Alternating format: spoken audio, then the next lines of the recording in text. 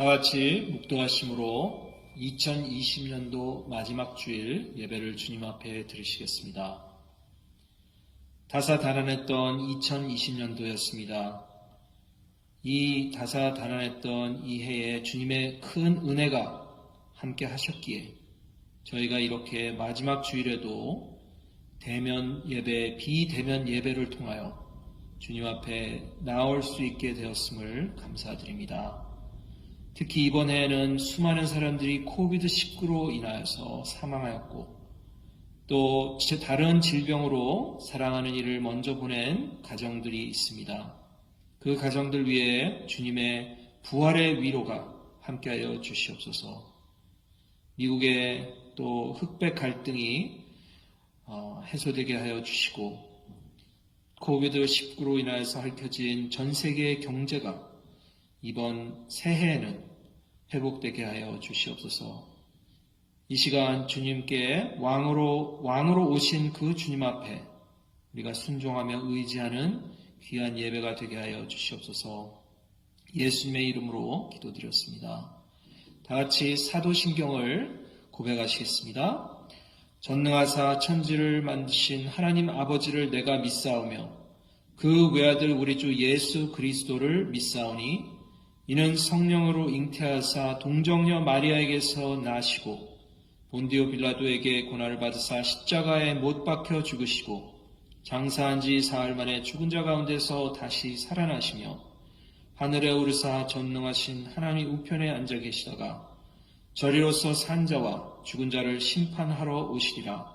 성령을 믿사오며 거룩한 공회와 성도가 서로 교통하는 것과 죄를 사하여 주시는 것과 몸이 다시 사는 것과 영원히 사는 것을 믿사옵나이다. 아멘.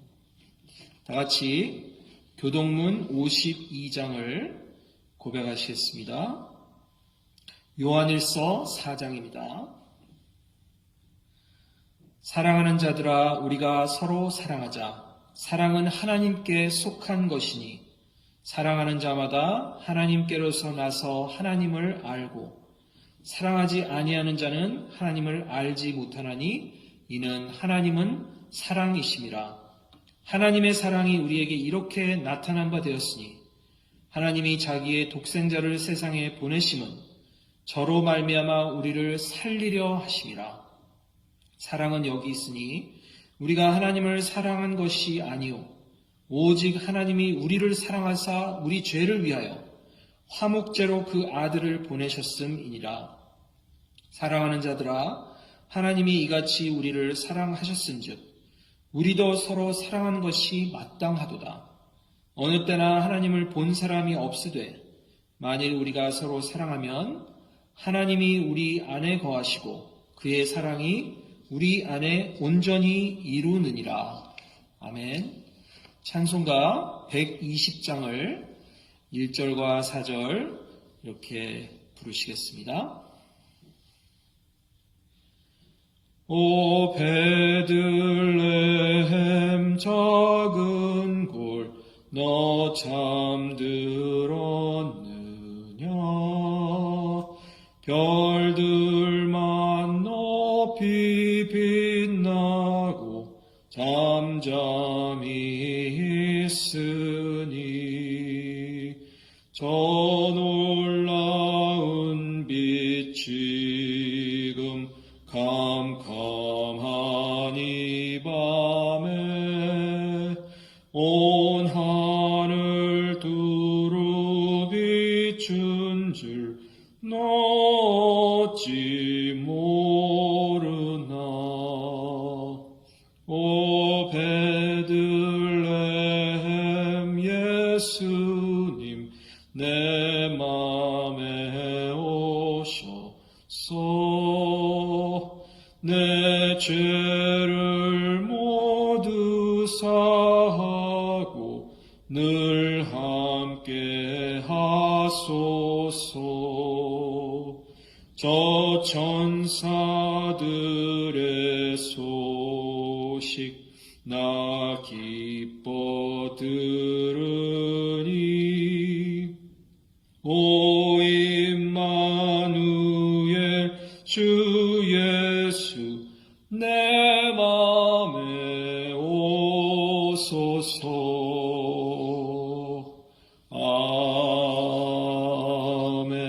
아멘. 하나님 말씀은 마태복음 2장 1절에서 6절 말씀을 받들어 읽겠습니다. 헤롯 왕 때에 예수께서 유대 베들레헴에서 나심에 동방으로부터 박사들이 예루살렘에 이르러 말하되 유대인의 왕으로 나시니가 어디 계시뇨? 우리가 동방에서 그의 별을 보고 그에게 경배하러 왔노라 하니 헤롯 왕과 온 예루살렘이 듣고 소동한지라. 왕이 모든 대제사장과 백성의 서기관들을 모아 그리스도가 어디서 나겠느냐 물으니 가로되 유대 베들레헴이오니 이는 선지자로 이렇게 기록된 바 또 유대 땅 베들레헴아 너는 유대의 고을 중에 가장 작지 아니하도다. 내게서 한 다스리는 자가 나와서 내 백성 이스라엘의 목자가 되리라 하였음이니이다. 아멘. 예수님께서 약 2020년 전에 예언자, 제사장, 또 왕의 직분으로 육신을 입으시고 이 땅에 오셨습니다. 오늘은 그 중에서 왕의 직분으로 강림하신 그 사실을 중심해서 우리가 한번 상고해 보겠습니다. 이 땅에도 나라가 있는 곳에는 왕이 있었습니다.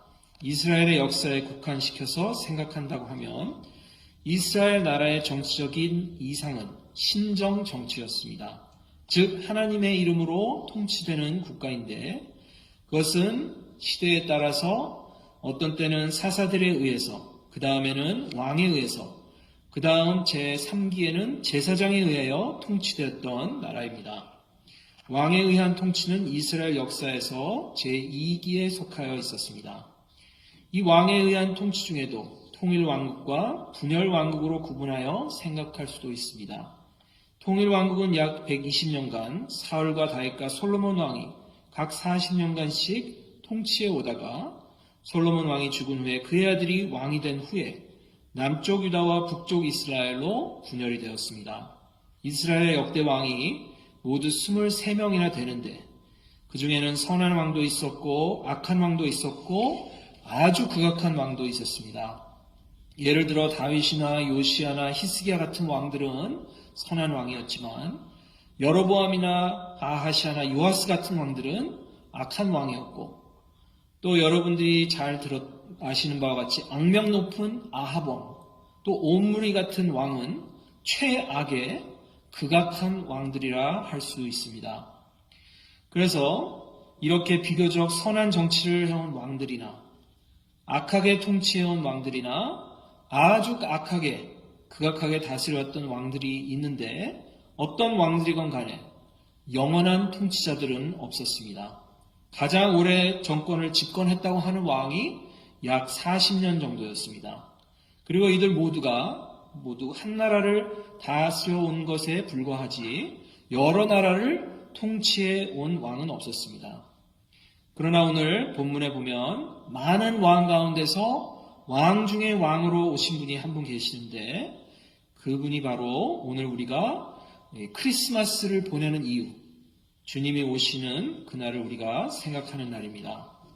본문에 보면 동방 박사들이 별을 연구하다가 이상한 별을 발견한 후에 열심히 따라와 보니 유대 나라 수도인 예루살렘에 도달했습니다. 헤롯 왕에게 찾아가서 유대인으로 왕으로 나시니가 어디 계시뇨? 우리가 동방에서 그의 별을 보고 그에게 경배하러 왔노라 하고 2절에 나와 있습니다. 이때 이 말을 들은 헤롯 왕은 대경실색하면서 새 왕이 탄생했다고 하니까 자기의 정치적 왕위가 도전받을 것으로 생각한 나머지 예루살렘 온 도시가 크게 소동하게 되었습니다. 헤롯 왕이 부랴부랴 성경에 능통한 대제사장들과 서기관들을 총동원해서 그리스도가 어디서 나겠냐고 물으니까 유대 땅 베들레헴이라고 하면서 미가 선지자를 통해 예언해준 말씀을 찾아 읽으면서 그 증거를 확인하였습니다. 미가서 5장 2절을 인용한 6절을 보니까 또 유대 땅 베들레헴아 너는 유대 고을 중에 가장 작지 아니하도다. 내게서 한 다스리는 자가 나와서 내 백성 이스라엘의 목자가 되리라고 한 이 말씀을 인용한 것입니다. 헤롯 왕은 이 성경을 확인한 다음에 안색이 달라졌습니다. 우리가 읽지는 않았지만 그는 정치적으로 또 이것을 해결하기 위해서 이 어린아이를 경배하는 척하면서 암살자를 보내려고 한 것입니다. 여기 보니까 내게서 한 다스린 자가 나온다는 이 말을 종합해 보니까 자기 왕위가 도전을 받을 것이란 판단을 한 것 같습니다. 사실 이 문제는 주님이 탄생하실 때부터 세상을 떠나실 때까지 계속해서 일생 동안 주님께서 오해를 받게 된 문제가 바로 사람들은 예수님을 정치적인 왕으로 온 것으로 그 왕의 정의를 착각한 것입니다. 요한복음 6장에 보면 예수님께서 오병이어의 기적을 가지고 5,000명을 먹이시고 12바구니를 거두게 하는 남은 바구니를 거두게 하는 이적을 행하신 후에 궁중들이 동정을 살펴보니까 예수님을 억지로 잡아서 왕으로 삼으려는 줄을 아시고 혼자 산으로 피해 가신 사건이 나옵니다. 또 한 번은 나귀를 타시고 예루살렘으로 들어가셨을 때 많은 무리가 호산나 다윗의 자손이야 하며 옷을 벗어 길에 펴고 종려나무 가지를 꺾어 들고 외쳤다는 것입니다. 이 의미는 다윗의 자손으로 나온 왕을 만세하는 그런 뜻을 담고 있습니다. 이때 수많은 군중들의 마음속에는 예수님을 유대인의 왕으로 오해하고 환호성을 울린 것입니다. 그 다음 악당들에게 체포되어 빌라도 법정에서 신문을 받을 때에도 빌라도에게 고소한 내용은 예수가 스스로 자칭 유대인의 왕이라 하므로 그걸 가지고 신문을 한 것입니다. 그래서 요한복음 18장 33절에 내가 유대인의 왕이냐 했을 때 예수님께서 반문하시죠. 이 말은 내 스스로 하는 말이냐 아니면 다른 사람에게 들은 말이냐.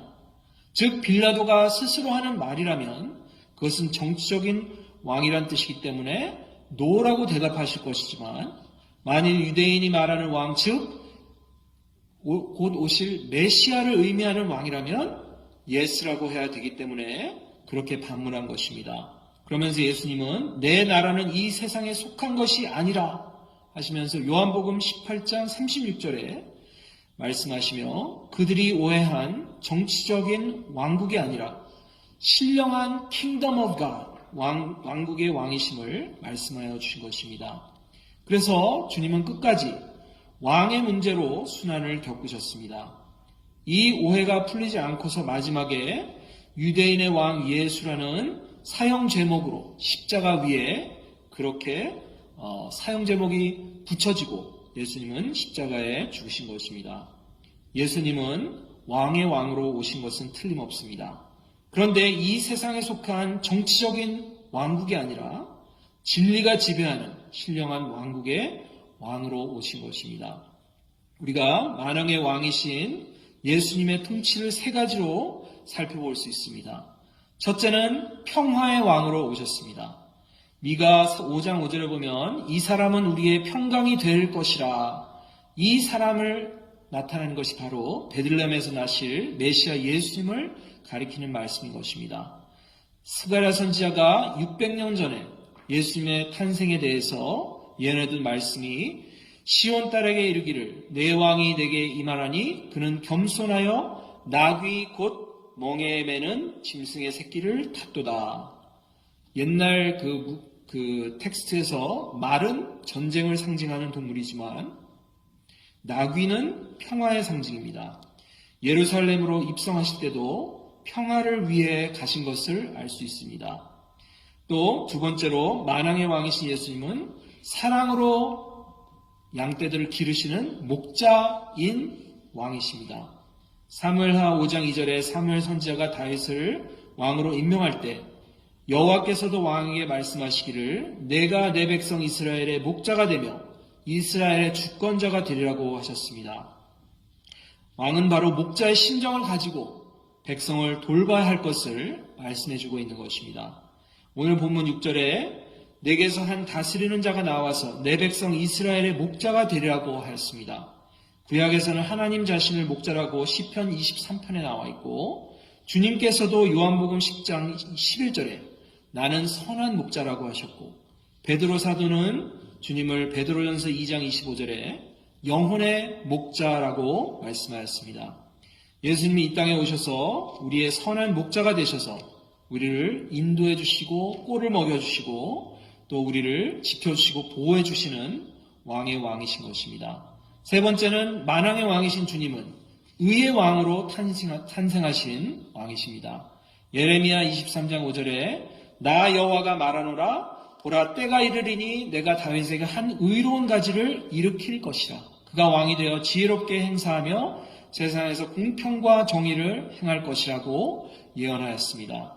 왕이 되어 공평과 정의를 행하시기 위하여 다윗의 혈통에서 예수님이 탄생하실 것을 예레미야를 통하여서 예언하였고, 히브리서 6장 20절에서 7장 2절에 보면 멜기세덱의 반차를 쫓아 대제사장이 되신 예수 그리스도는 바로 의의 왕이요 평강의 왕이라고, 의의 왕으로 오신, 이렇게 예수님께서 의의 왕으로 오신, 이렇게 예수님께서 평강의 왕이 되신과 동시에 의의 왕이 되신다고 강조하였습니다. 의와 평강은 함께 가는 것들입니다. 의가 없는 평강은 거짓이고, 동시에 평강이 있다고 한다면 반드시 거기에는 의가 함께 공존하고 있다는 것입니다. 예수님은 불의가 조금도 없으신 분입니다. 불의가 만연한 이 세상에서 의롭게 살 때 잠깐 동안 불의에 곤욕을 당하시긴 했지만 결국 십자가의 죽음과 또 부활로서 의가 승리하게 되고, 또 불의는 한때 승리한 듯 했으나 망하고 말게 된 것입니다.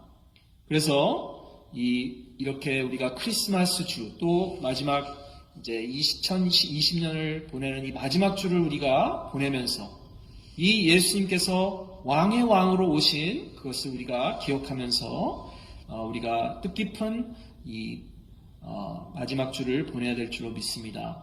근데 참 특이하게도 시편 2편에 세상의 왕들의 모습을 우리가 보게 됩니다.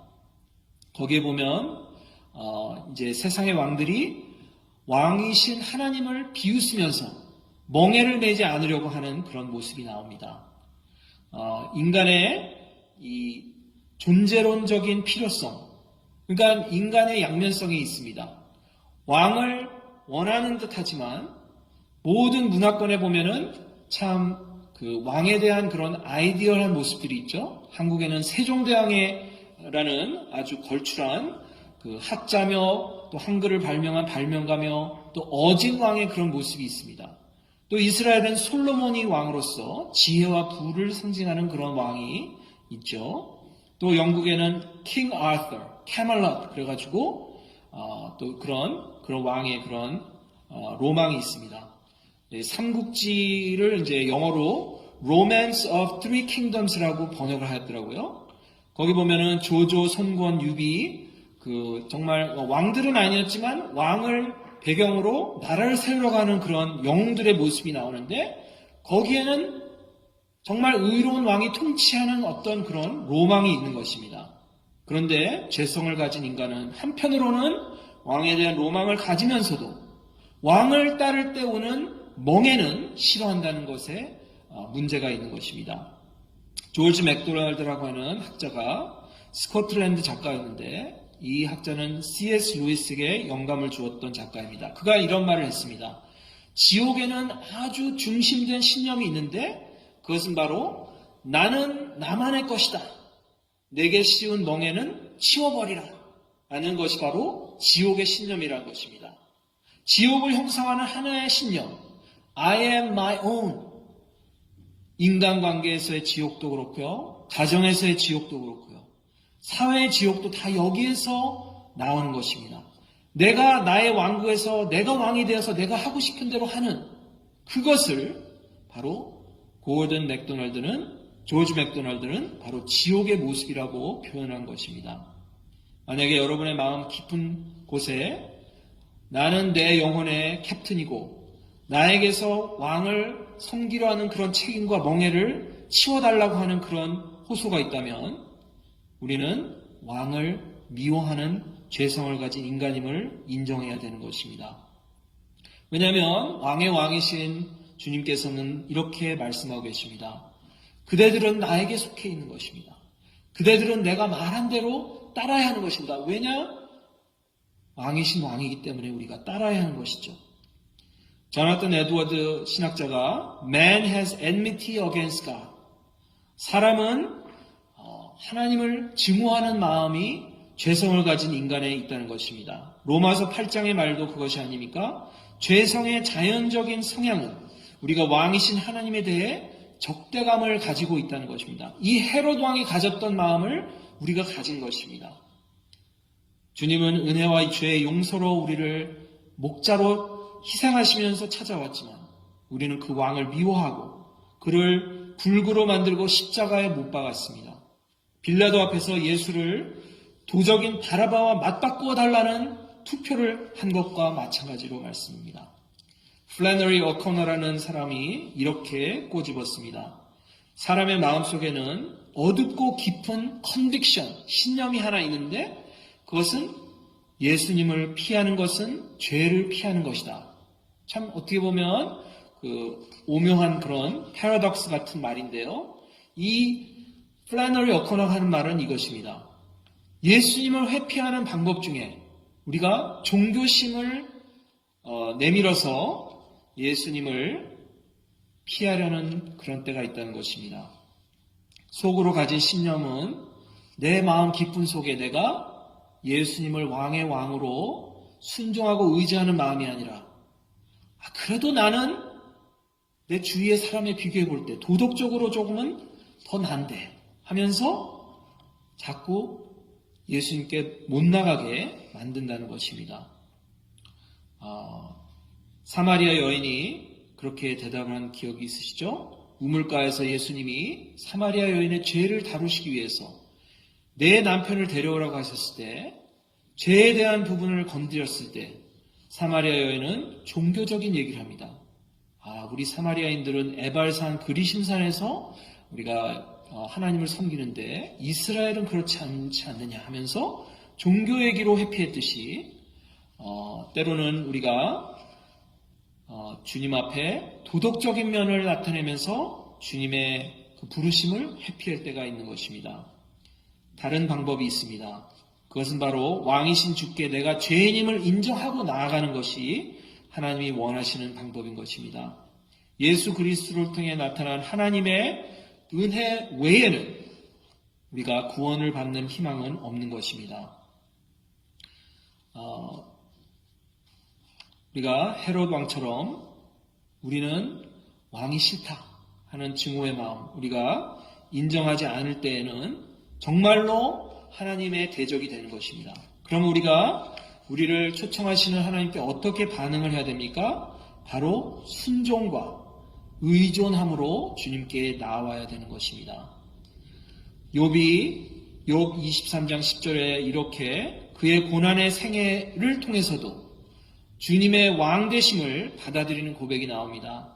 그러나 내가 가는 길을 그가 아시나니 그가 나를 단련하신 후에는 내가 정금같이 되어 나오리라 하는 고백이 있습니다.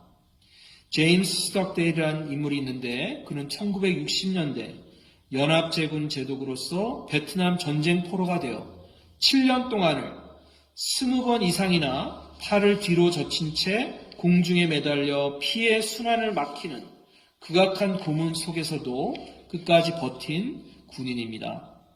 가혹한 베트남의 수용소에서 그는 살아남을 수 있는 생존자 수를 늘리는 것이 리더로서의 자기의 책임이라 생각하면서 암호 체계를 만들어서 포로들이 서로의 의사소통할 수 있는 방법으로 희망을 심어주었습니다.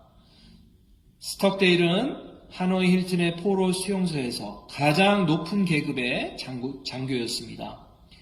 그는 모든 지위와 책임을 마음속으로 느끼면서 특히 호치민이 죽었던 어떤 그날, 간수들이 아주 민감했던 그날, 간수들에게 찍혀서 새벽 3시에 고문을 당하면서 그는 어둠 속에서 800명의 포로들이 그의 고문 소리를 듣고는 젖은 수건으로 이러한 암호를 보내는 것을 들었습니다.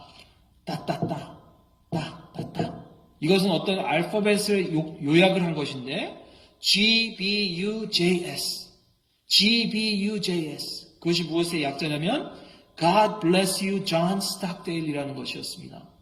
고문받던 존 스탁데일에게 신의 축복으로 극복하십시오라는 암호를 알려주었고 그것은 그에게 그 혹독한 고문의 밤을 겪을 수 있었던 희망을 주게 됩니다. 이 제임스 스탁데일의 삶을 인용하여서 Good to Great이라는 책을 썼던 존 컬린스라는 저자가 있습니다. 그런데 이 존 컬린스 저자가 이 글을 쓰면서 이 인터뷰를 들으면서 묘하게 점점 자기 자신이 우울해지고 참 암울해지는 것을 느꼈다고 합니다. 그 글을 우울하게 만드는 것은 참 이 스토리의 끝을 그는 알고 있습니다. 즉 스탁데일이 거기에서 해방되어서 지금은 자유인으로 살고 있다는 이 결론을 아는데도 그가 이 스토리를 읽어갈 때 정말 감옥의 그 끝없는 본질, 미지의 본질, fear of unknown, 이러한 절망감을 이 인터뷰를 하는 자기 자신이 느끼고 있었습니다. 그래서 그는 이런 질문을 했다고 합니다. 아니, 스탁데일 장군님, 어떻게 당신은 이것을 그 순간을 살아가고 있는 와중에도 극복할 수 있었습니까? 그러자 제임스 스탁데일은 이렇게 대답했다고 합니다. 저는 결코 믿음을 잃지 않았습니다. 제가 감옥에서 살아나갈 수 있을 뿐만 아니라 마지막까지 이겨내려는 믿음을 잃지 않았던 것입니다. 또한 그 경험을 나의 인생의 결정적인 사건으로 바꿀 것이라고 믿었습니다. 그래서 나중에 돌이켜 보았을 때에는 절대 이 경험을 맞바꾸지 않으리라고 다짐하였습니다. 그 대답이 있자 이 존 컬린스는 조용해졌습니다. 그리고 또 질문하였다고 합니다. 그러면 스탁데일 장군님, 그 감옥에서 버티지 못한 사람이 혹시 있었습니까? 그러자 대답은 optimist, 낙관론자들은 버티지 못했다는 겁니다. 그래서 혼란스러워서 아니 낙관론자가 왜 못 버텼습니까? 물으니까 이렇게 낙관론자를 생각했다고 합니다. 아, 이번 크리스마스가 되면 우리는 꼭 추억할 것이다. 그런데 크리스마스가 그냥 지나갑니다. 그러면 다음 해 부활절에는 이 악몽이 끝날 것이다. 그런데 부활절도 그냥 지나갑니다. 그렇게 추수감사절, 또 크리스마스, 한 해가 지나가고 또 다음 해가 지나가도 아무런 변화가 없자 이 소위 낙관론자들은 상심과 비탄으로 고통을 받기 시작하였고 결국에는 버티지 못했다는 것입니다. 그래서 스탁데일의 이러한 마음가짐을 그 후에 학자들이 이렇게 부릅니다. 스탁데일 패러독스, 역설적인 패러독스. 즉 한편으로 여러분이 결국 이길 것이라는 믿음에 대한 필요성, 동시에 여러분이 당면한 정말 어렵고 잔인한 이 현실에 맞서기 위한 디시플린, 수양이 필요하다는 것입니다. 그래서 이 컬린스라는 저자가 유튜브에 이러한 인터뷰를 남긴 그 날짜를 보니까 2020년 3월 26일이더라고요. 그러니까 자기가 쓴 책을 이 코비드-19로 인해서 정말 어려운 시기에 당면했던 미국 사회 또 전 세계 사람들에게 이것이 바로 이 시점에 우리가 꼭 필요한 것이라는 것입니다. 스탁데일 패러독스를 당면한 기업들, 비즈니스들, 교회들, 가정들, 우리가 이 메시지를 꼭 마음에 새겨야지 우리가 이것을 극복할 수 있다는 것입니다. 왕 중의 왕의 탄생을 기념하는 이번 주입니다. 우리는 이 말구의 어린 아이의 얼굴에서 다가올 십자가 고난과 부활의 승리를 비추어 보게 됩니다. 이 스탁데일 패러독스가 상기시켜주는 것, 이미 왕이 오셔서 부활하셔서 승천하셔서 하늘나라에 계십니다. 우리에게 그 소망이 있습니다. 하지만 아직까지도 우리는 죄와 싸워야 되고 또 우리는 육체의 죽음을 언젠가는 맛보게 될 그런 아픔이 있을 것이지만 결국에는 주님께서 승리하실 거라는 이 어떻게 보면 영적인 스탁데일 패러독스가 우리는 간절히 필요한 시기인 것 같습니다. 그래서 이렇게 언제 코비드19가 완전히 해결될지 모르는 이 상황에서 어떻게 보면 새해에는 그 낙관론자의 생각처럼 우리가 다음 부활절에는 이제 우리가 마스크를 안 써도 될지 모르는 것이지만 그럴 때 우리는 제임스 스탁데일 해군 제독처럼 한편으로는 우리의 현실을 직시하면서 한편으로는 우리가 꼭 승리할 것이라는 믿음을 가지면서 이 어려운 시간을 극복하시기를 주님의 이름으로 축원드립니다.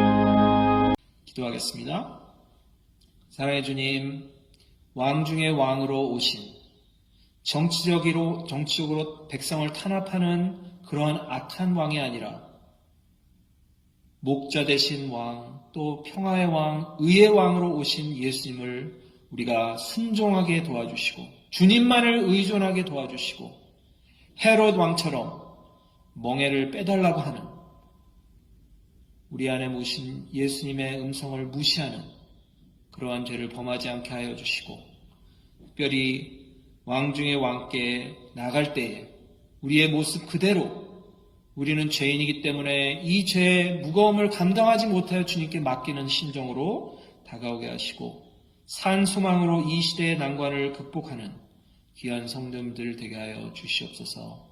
감사드렸고 예수님의 이름으로 기도드렸습니다. 아멘.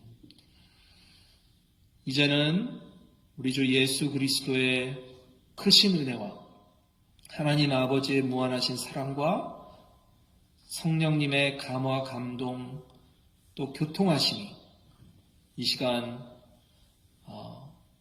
이 스탁데일 패러닥스처럼 앞날을 모르는 이 상황에서 현실을 직시하며 또한 산 소망이신 주님을 굳게 붙잡는 믿음으로 새해를 맞이하실 성도님 되시기를 지금부터 영원토록 이 축복이 함께 하실지어다. 아멘.